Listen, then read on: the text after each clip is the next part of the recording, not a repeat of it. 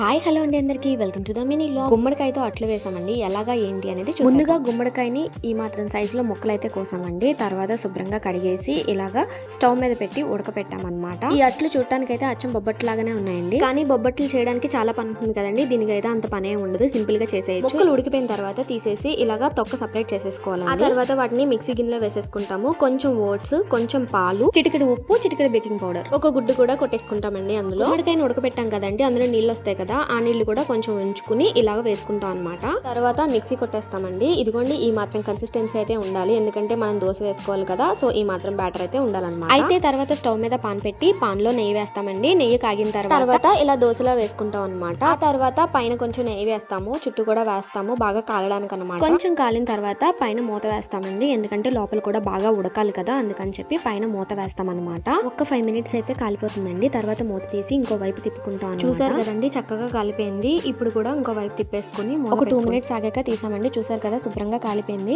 ఇంకో ఒక ప్లేట్ లోకి అయితే తీసేసుకున్నాము. టేస్ట్ అయితే సూపర్ ఉందండి. ట్రై చేయండి, ట్రై చేసి కామెంట్స్ లో ఎలా వచ్చింది ఏంటి అని చెప్పండి. నెక్స్ట్ దోశ వేసినప్పుడు అయితే మధ్యలో ప్లేట్ పెడుతున్నాం కదండి, ఉడుకుతుంది అని చెప్పాను కదా, అలా ఏమి చేయకుండా నార్మల్ దోశ వేస్తాం కదా పెనం మీద, అలా వేసేసి తీస్తాం అనమాట. చాలా బాగా వచ్చిందండి. ఇది చూసారు కదండి, ఎంత simple process. Thank you so much. Bye. Don't forget to subscribe to my channel.